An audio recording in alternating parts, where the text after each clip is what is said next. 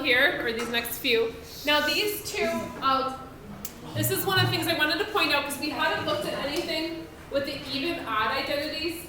So when you guys see like sign of negative x, that doesn't necessarily just mean the same thing as sign of x. So you can't use the rules up on the top until we've kind of changed this around a little bit. So what do you see about the sign of negative x? What does that actually equal? Yeah, so if you look down in the even odd identities, it's the top one, that sign of a negative theta is just going to equal the negative sign of theta. So we can rewrite this as negative sign of x. So that's like a -1 times the sign of x. What does the cosecant equal? Negative. Wait. No. 1 over something. Yeah, cosecant is positive, so we don't have to do the even odd thing with this. This is just going to be 1 over sine. And this one kind of gives you the clue to to begin with. You knew your answer was going to either be 1 or -1. We should be able to cross those out, right? So that means we cross these out. So what's our answer going to be? 1.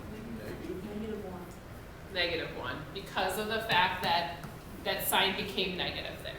So the difference between -1 and +1, obviously a big deal, especially if it's one or the other. All right, so this next one here says the secant of negative x times the cosine of negative x. So you guys could look at those. And just so you guys know, these even odd identities, these ones would make sense if you're thinking about like the coordinate system, that secant and cosine have like these rules that apply to them. Secant of negative theta just becomes what? Yeah, it's the same thing as not negative. And then cosine of negative x is just going to be cosine of x. And then we should know that secant equals what?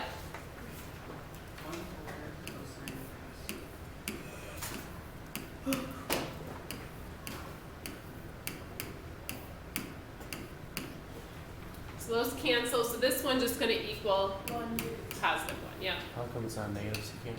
Again? Because that's our rule says. So if you look, secant of negative theta is just positive. Oh, that's really good. Okay. All right, the next couple, they give you the clue to try factoring. So this is why we brought up the factoring we had on our notes from Friday. Why did we talk about that algebra stuff? Is just to remind you guys how to factor.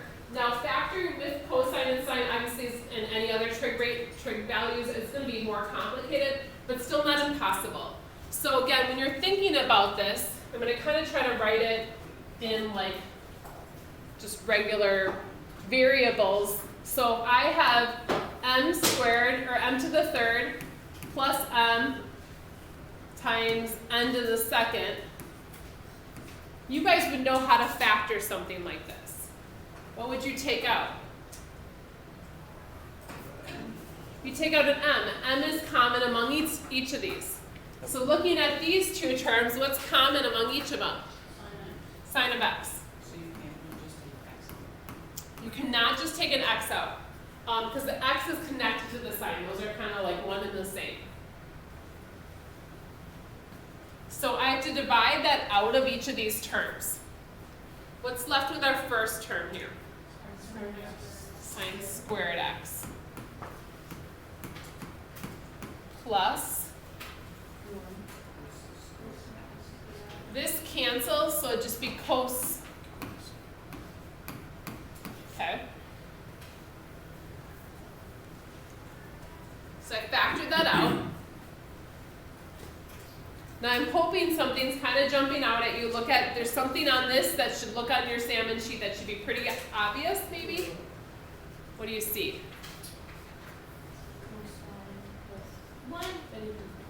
Yeah, sine squared plus cosine squared just equals 1. So then is it just sine x? Yeah, it's sine of x.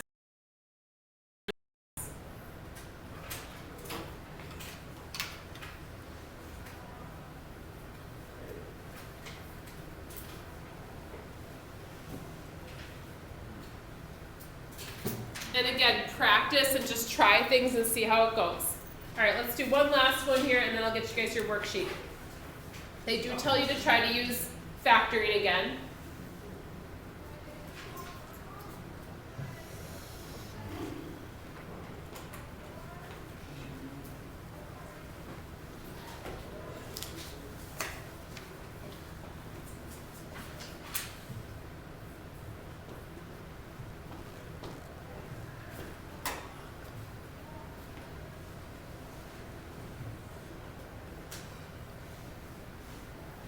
Don't let that theta scare you, or theta. If you use x, it doesn't really matter. You switch back and forth.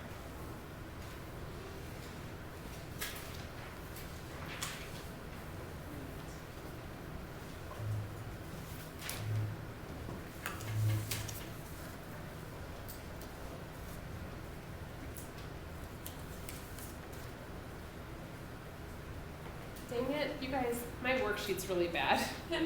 It has 2 problems on here that are like the same. So we're No, actually, it's not do it. Yeah, let's just. It'll be fine. It'll be fine. It'll be fine. No, it's too Okay. hard. What's up?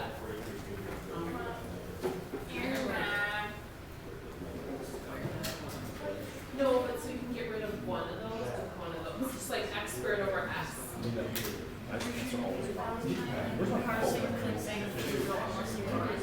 Yeah, so you can get rid of Barking, and then you forgot to bark a lot, or you missed it, and then you got 2 for 2 barking, and then you forgot to bark again. And then whenever she's not barking, he misses. So you're blaming it on. If Carson doesn't bark while free throw shooting, he misses. If he barks, it automatically. Oh wait, he needs to bark as well Yes. when he's shooting free Yes. throws. Oh my god! I hope he Figure never has it to out. shoot one in the game. We have figured it out. There was a girl at Brown Deer who used to do push-ups when she missed a layup during the game. like in the middle of the She just game. like stopped her. She'd just like stop and she'd be like, "Sorry, coach," and we'd be like, it was so cringy. She was not that. Well, we played Brown Deer this year. At Brown Deer, we got really crap. Oh. Basketball. Are they good? Typically the girls are not, but they have been in the past few years because were you here when Jake Shimmons was here, like as Mr. DeBur's intern? He might have been just the seniors. Remember Jake? He helped Mr. DeBur out. He's a really good baseball and basketball football player. He plays in Europe now for football. Are you serious? Yeah. Wait, football is in soccer? No, like American football. But, yeah. But he went to Brown Deer and his little sister just went there and she went to Winona State to play, and so so it's like it was good. Like her teams were good because so maybe they're. I thought he was gonna be an AD somewhere. He was going to, and then he's like, I'm just not ready to grow up yet. I just want to keep playing sports. So he like put his recruiting tape out there, and he got recruited, and he played in Brazil for a while, and then he played in Poland, and now he's playing in Germany. Oh. But he played college baseball, and he's playing like pro football just because he's just that good of an athlete. He makes good money. He like has enough to live, and he like has savings, and he's like doing other business stuff. And yeah, so he's like smart about it, but he's like, I don't need to like have just a regular job right now. He just doesn't. He's not ready for it. It's awesome. Yeah, because he just signed with another team. I don't know. But okay, so guys, I take out this cosine.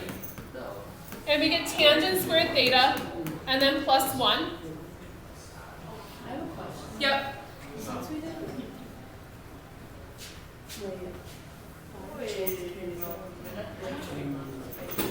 This didn't cancel. This should just equal sine of x. This should equal sine of x.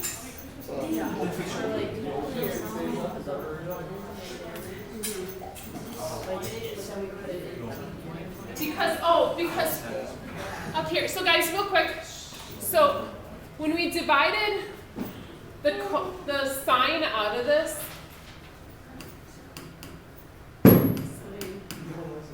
this cancels with that, and so the 1, you can put a 1 here if you want. However, when we're here, we divide this cosine out. We have to put the 1 because there's like a placeholder. Okay. Okay. So hopefully you guys see tangent squared of theta plus 1 equals what? Secant. Yeah, this is just a rule that we have written down there. Now, I think most of you guys would switch secant into cosine. You can do the other way around and make it a little bit faster.